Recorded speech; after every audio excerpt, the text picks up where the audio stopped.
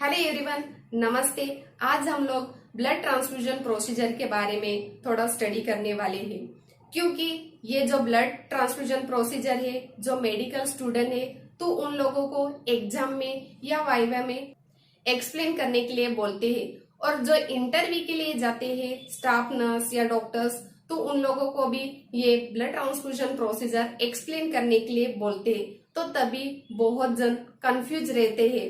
तो ये blood transfusion किसको देते हैं और इसकी प्रोसीजर क्या है, इसके साइड इफेक्ट्स क्या है, इसकी पूरी जानकारी आज मैं इस वीडियो में देने वाली हूँ। तो बने रहे मेरे साथ।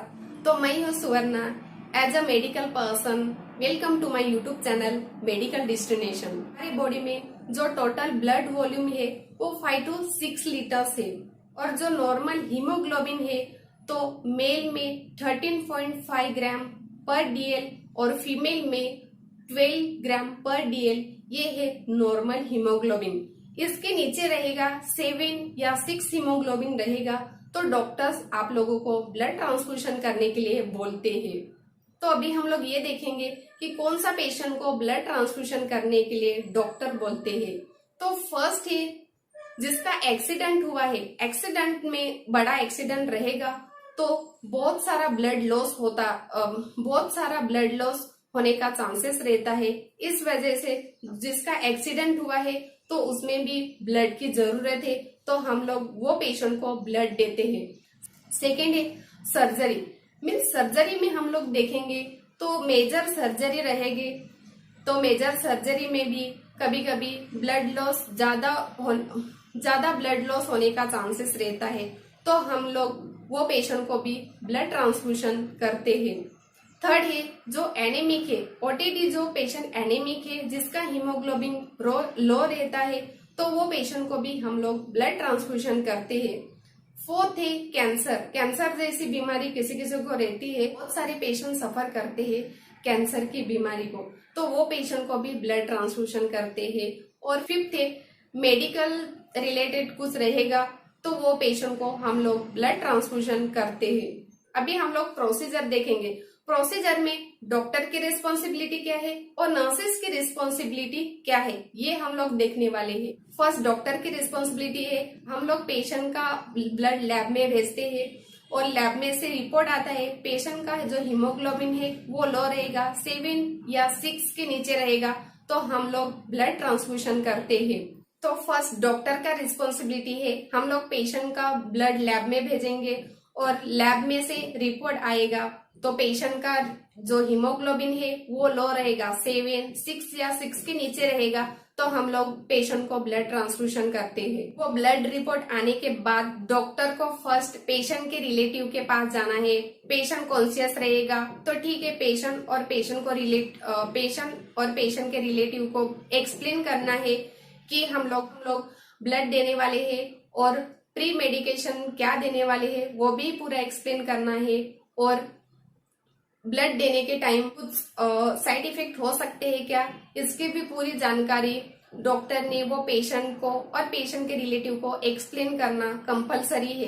पेशेंट अनकॉन्शियस रहेगा तो रिलेटिव को एक्सप्लेन करना कंपलसरी है, और कंसर्न भी लेना बहुत जरूरी है। तो वो डॉक्टर ने नर्सेस को भी इन्फॉर्म करना है कि पेशेंट को ब्लड ट्रांसफ्यूजन करने का है करके, क्योंकि नर्सेस का भी रिस्पॉन्सिबिलिटी रहता है।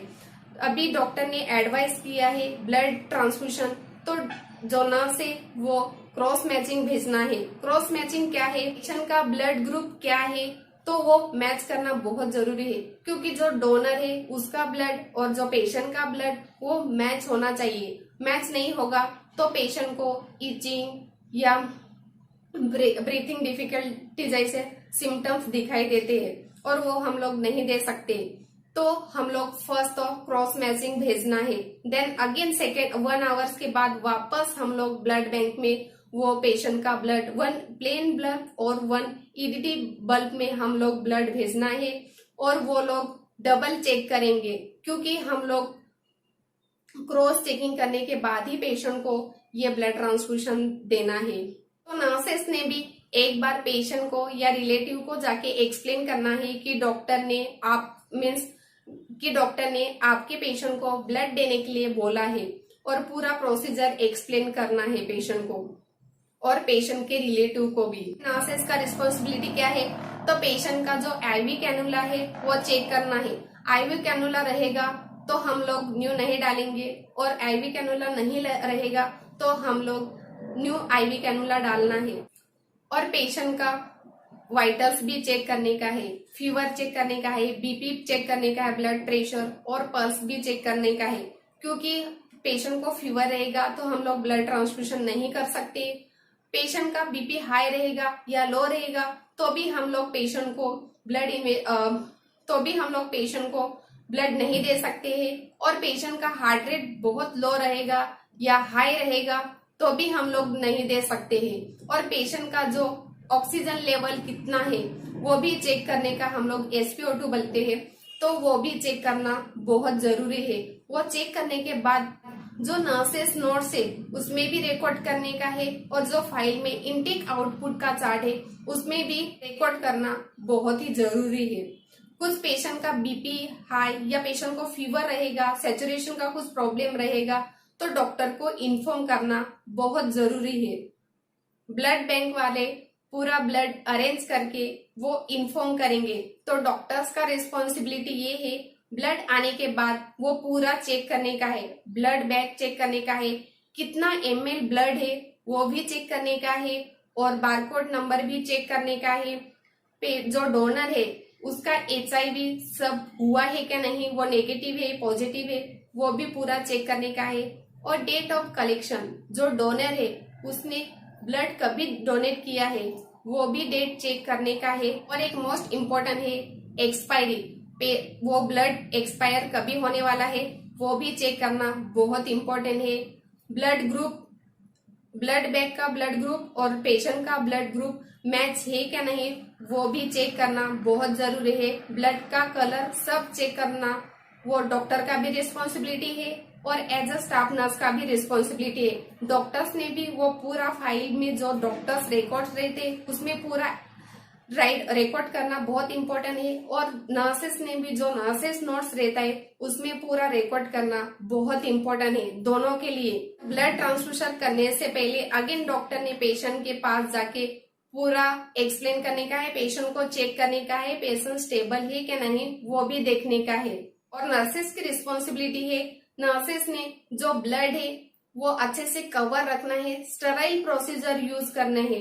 हम लोग ब्लड देने के टाइम पूरा स्टेराइल प्रोसीजर यूज करना बहुत इंपॉर्टेंट है। हम लोग स्टेराइल प्रोसीजर नहीं यूज करेंगे, अनस्टेराइल प्रोसीजर यूज करेंगे तो पेशेंट को इन्फेक्शन होने का ज्यादा चांसेस रहता है। तो थर्ड रिस्पॉन्सिबिलिटी है वो डॉक्टर्स ने वो पेशेंट को ब्लड स्टार्ट करना है, तो जो ट्रे प्रिपेयर स्टाफ ही करेगी। तो ट्रे में क्या क्या है तो अच्छे से कवर करके ब्लड बैग और सम बाउल रखने का है, उसमें sterile cotton, syringe 10 cc syringe या 5 cc सिरिंज और डिस्टिल वाटर रखना बहुत जरूरी है। और नर्सेस ने ब्लड ट्रांसफ्यूजन से पहले डॉक्टर को इन्फॉर्म करना है कि कुछ प्री मेडिसिन देने का है क्या नहीं, क्योंकि कोई डॉक्टर बिफोर ब्लड ट्रांसफ्यूजन सम इंजेक्शन देने के लिए बोलते हैं, एविल, इफ्कोलिन, वो कुछ पेशेंट को इन बिटवीन कुछ ईचिंग या ब्रीथिंग डिफिकल्टी नहीं होना चाहिए इसलिए ये देने के लिए बोलते हैं। तो जो भी डॉक्टर ने प्री मेडिकेशन एडवाइस किया है वो देने के बाद प्रॉपर हैंड वॉशिंग करना है, ग्लव्स डालना है, और पेशेंट को अगेन जाके थोड़ा एक्सप्लेन करने के बाद वो स्टार्ट करना है, और कितना ड्रॉप पर ml देना है वो भी अच्छे से एडजस्ट करना है, और ब्लड स्टार्ट करने का टाइम भी देखना है। देन वो ब्लड स्टार्ट करने के बाद पेशेंट के पास रुकना है और पेशेंट को अगेन ऑब्जर्वेशन करना है। आप लोग क्या ऑब्जर्वेशन करेंगे, तो जब भी हम लोग पेशेंट को ब्लड ट्रांसफ्यूजन करते हैं तो कुछ इचिंग नहीं है ना, या कुछ एलर्जी नहीं है वो भी चेक करने का है, पेशेंट को कुछ शिवरिंग नहीं हो रही है, ये पूरा ऑब्जर्वेशन करना एक नर्सेस का भी रिस्पॉन्सिबिलिटी है और डॉक्टर्स का भी रिस्पॉन्सिबिलिटी है। और एवरी 1 आवर्स में वो पेशेंट का वाइटल साइंस चेक करना और रिकॉर्ड करना नर्सेस का रिस्पॉन्सिबिलिटी है, और कुछ ज्यादा या कम रहेगा वो डॉक्टर को इन्फॉर्म करना बहुत इम्पोर्टेंट है। पेशेंट को हम लोग ब्लड सम 280 ml या 180 ml according to doctor advice करते हैं, तो वो हम लोग 3 to हाफ एन आवर्स या 3 आवर्स में ब्लड ट्रांसफ्यूजन फिनिश करना है। खत्म होने के बाद हम लोग टाइम देखना है और रिकॉर्ड करना बहुत इम्पोर्टेंट है। डॉक्टर को भी इन्फॉर्म करना है और हम लोग वो जो ब्लड बैग है, जो एम्प्टी ब्लड बैग है वो रिमूव करना है। तो फर्स्ट हम लोग ग्लव्स डाल के वो डिस्कनेक्ट करने का है। डिस्कनेक्ट करने के बाद हम लोग अच्छे से क्लीन करना है और सम 5 ml या 2 ml हम लोग डिस्टिल वाटर फ्लश करने का है। लोग फ्लश नहीं करेंगे डिस्टिल वाटर तो जो ब्लड है वो इनसाइड में वेन में क्लॉट होता है और जब भी हम लोग नेक्स्ट टाइम पेशेंट को इंजेक्शन देने के लिए जाएंगे तो वो पेशेंट को बहुत पेन होता है। देने के टाइम कुछ भी पेशेंट को सिम्टम्स दिखाई देते, सम इचिंग या रैसेस, अदरवाइज पेशेंट का बीपी हाई है, लो है, फीवर है या शिवरिंग है, तो इमीडिएटली हम लोग ब्लड ट्रांसफ्यूजन स्टॉप करना है और डॉक्टर को इन्फॉर्म करना है। बाद में जो लैब वाले हैं उन लोगों को भी इन्फॉर्म करना है क्योंकि वो लोग रीचेकिंग करेंगे, जैसे क्रॉस मैचिंग हुआ है कि नहीं वो लोग लैब वाले चेक करेंगे और ब्लड बैंक है उन लोगों को भी इन्फॉर्म करेंगे। तो ये थी ब्लड ट्रांसफ्यूजन प्रोसीजर। डॉक्टर की रिस्पॉन्सिबिलिटी क्या है और नर्सेस की रिस्पॉन्सिबिलिटी क्या है, इसकी पूरी जानकारी आज मैंने इस वीडियो में दी है। तो प्लीज ये वीडियो लाइक करो, शेयर करो और जितना होता है उतना सब्सक्राइब करना ना भूलो।